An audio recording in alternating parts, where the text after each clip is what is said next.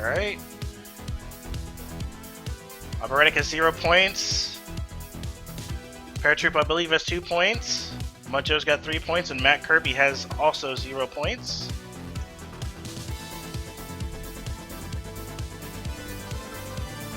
All Will's hoping for the next race is that Mac doesn't win. What a bully. He doesn't want Mac to be ahead of him. Oh, there we go. I'm seeing them off. Yep, I got one up right now. Let's go ahead and try to catch these guys up a little bit. Early trapdoor.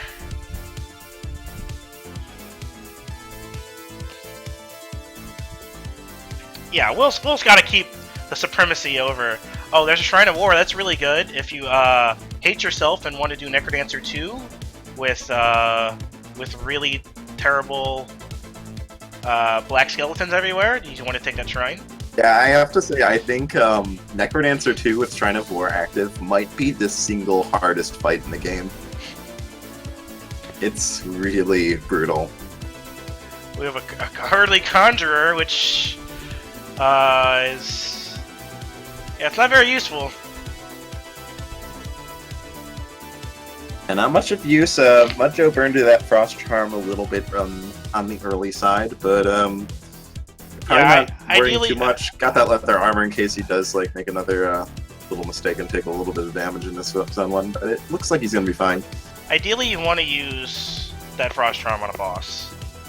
Death Metal, or... So we got MudJoe and MacKirby neck and neck right now, going into their conga fight at pretty much the exact same moment.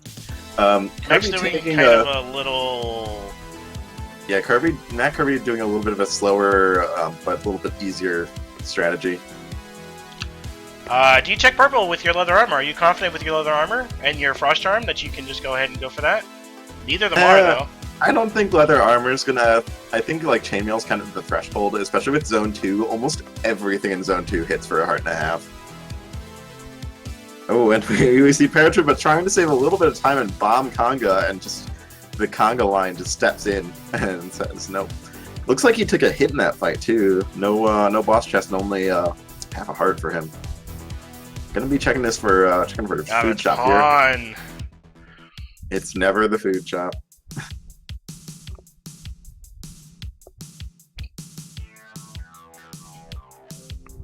So yeah, Para kind of looking a little bit shaky with that lack of health and armor, so gonna be having to play really carefully. And I think we're already seeing that he's kind of fallen behind here a little bit. Yeah, and you can't really afford to play really carefully either. He needs a second place finish. And yeah, MudJoe, the first one down to Deep Blues too, by a pretty fair margin too. So yeah, taking a pretty early, strong lead. Deep Blues 2 is my personal hell for Melody. And getting a Ring of Shielding from that purple chest. That's not terrible. Oh, big hit there for Arboretic. He just walked right into a black skeleton. So he's... Oof. Yeah, he's not looking too good here. He's gonna get a map, though. Yeah, Monocle's pretty nice. He sees the ham, but I don't think he's gonna bother going for it. Probably okay. Paratroopa get a shot for that monocle and that heavy plate that was right there, but he can do well if he can grab that ham. That'll put him in good shape. He can bomb for it. He's got 3 bombs, and there's 3 bombs over there. He's gonna have to waste the bomb down there. Yeah, he's gonna have to waste the bomb 2 bombs to get to this ham. And classic luck is bad situation. We see Paratroopa in that crate has an empty heart container, and Arboretic had a map in there. Paratroopa spending 3 bombs to get this ham. I'm sure he'll be happy, but that's not what he wants. Joe's got phasing. He's got that big torch too. That's really nice. Yep, phasing's what you want. In fact, the championship belt for Melody is represented by the Ring of Phasing, and you'll see that soon enough once we get to our final set. Oh, getting chomped on by that Klappa. You know, there are new animations to let you know when the Klappas are about to clap. And that monocle getting a little value out for Paratroopa, seeing that Ring of Peace in that purple chest. Alright, Although, granted, he probably would have... oh! MacKirby gets clapped! 3-3! And Will Larceny is celebrating right now. Oh, yeah, I can see him doing some little happy dance in his chair right now. Yeah, inverted phaser can go to Eli, but no one's gonna fucking play Eli. Therefore...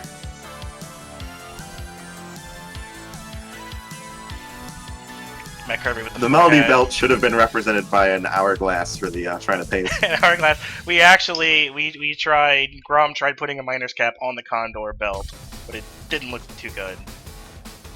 Maybe you could even make it a bloody hourglass just to, you know, show all the lives it's claimed over the course of these tournaments. Eli's belt is non-existent. All right, we're gonna see. We're gonna see if MudJoe can finish off this run with this Ring of Phasing. I mean, it's an ideal build. Oh, but he's down to half a heart because that. I don't think he saw the spider from the darkness. Yeah, he's in really bad shape here. He's got a little bit of time. Paratroopa's behind him. Paratroopa's got a really nice build. Now Paratroopa's about to pass him. Oh, and Arboretic going down. Oh my god. Joe has to run away. He's super scared. Yeah, that half a heart. He's probably. I don't know why. Trying to find food, like hoping for gargoyles that'll spit out some. Paratroopa didn't. Well, Joe knows he just has to finish. He just has to finish. Yeah, exactly. Paratroopa actually passed up on a scroll of need, which was interesting. I don't. Maybe he thought it was in a shrine or something, but it was in a purple chest. I don't know. Arboretic is about to go down to 4-3. Okay, Joe onto his 4-2, but this is still really sketchy for him. Yeah, just a bad spider or anything like that. Oh, there's a shield scroll. That's going to be really free useful. Passage through one floor, probably. But is there any help in this shop at all? There's a full heart container. There's a full heart and an apple container. from that gargoyle up there. So that's gonna. I'm sure he's breathing a huge sigh of relief right now. Popping that shield scroll to avoid damage from that harpy. Yeah, pretty nasty blue dragon attack there, but yeah, onto his 4-3. And meanwhile, Paratroopa looks like he's just about ready to finish off his 4-3. So first one on the Necrodancer. Oh, if this holds, we're gonna have 3 people at 5 points, and we're gonna have a couple of people at 4, and we're gonna have to figure out who moves on. Ooh, really nice use of the Goblin Bombers on Joe's side to clear that room up. Alright, so it looks like Joe's gonna come in second, and we're gonna get Paratroopa in first. Unless something goes horribly wrong here. And the Paratroopa just mopping this up right now. There we go. Paratroopa wins this set. That means Paratroopa is up to 5 points, and MudJoe is also going to be at 5 if he can finish this. Be careful. He's taking a lot of damage in this fight. Okay, it's just... He can take another hit. Alright, looks like this guy has cleared up. A little bit sloppy on the final hit there. Kind of a slow fight for Joe, but... Paratroopa with the freak out in chat. What? What? What? Alright. At this point we need to...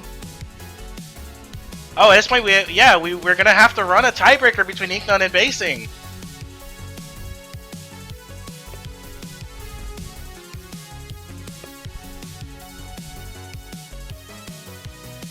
Let's see, what does that put us at? That's going to be MudJoe and Ronklu with 5 points are guaranteed on, but yeah, that's right. Yeah, Paratroopa. Ronklu, Joe, Paratroopa, and Inknut or Basing will be our competitors. So yeah, we gotta run a tiebreaker. We're gonna see if MacKirby can get this 1 point here. Then I'm gonna go ahead and let Rat know. We gotta run a tiebreaker.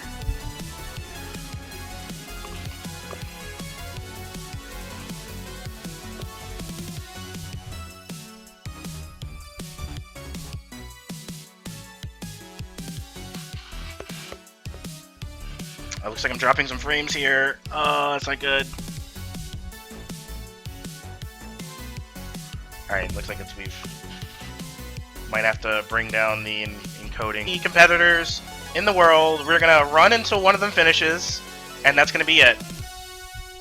First one to finish will move on, and they will get to race MudJoe round 1, and... Well, I don't know. How are we gonna sort out who the... I think we might just jumble them all together and then figure out what that is. I'll randomize the bracket between the 4, and then we'll do that. That's all we're gonna do. At this point, this is just this is the battle for not last place. These are both our racers who still have two only racers that have 0 points up to this point. So Plant the flag? No, we're not gonna plant the flag. Inkgun and Basing are two of the best Melody competitors in the world. We're gonna run until one of them finishes, and that's gonna be it. First one to finish will move on, and they will get to race MudJoe round 1, and... Well, I don't know. How are we gonna sort out who the... I think we might just jumble them all together and then figure out what that is. I'll randomize the bracket between the 4, and then we'll do that.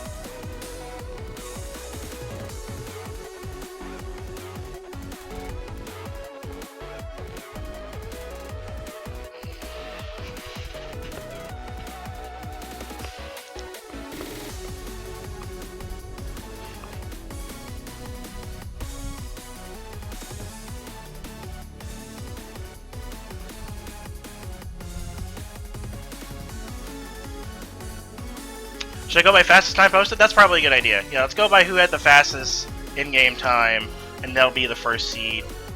In that case, between Rockley, Joe, and Paratroopa, I think the fastest in-game time is Rockley 6:14. No, Rockley 6:08. Yeah, it looks like Rockley's the top seed.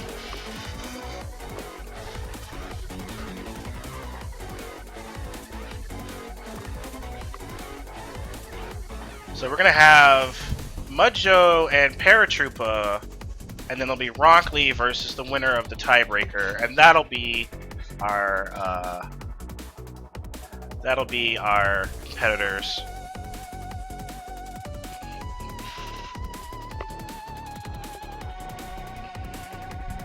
Let me go ahead and add in the tiebreaker. MacKirby going down again.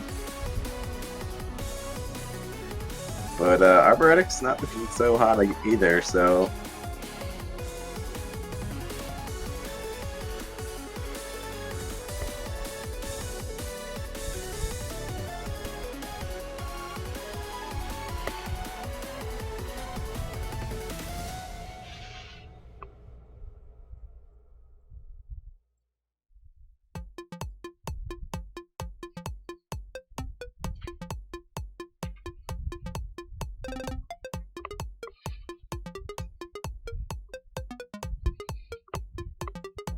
I have to edit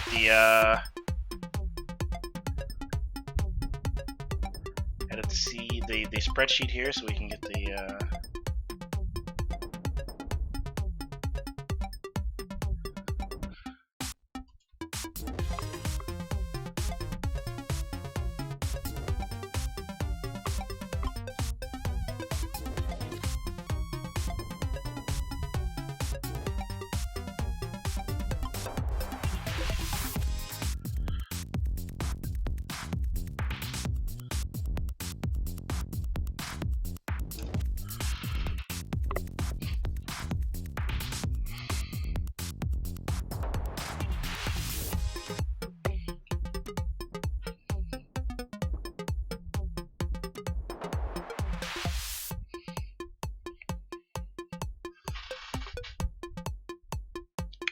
Oh, Arboretic goes down too. Okay, we're gonna move on.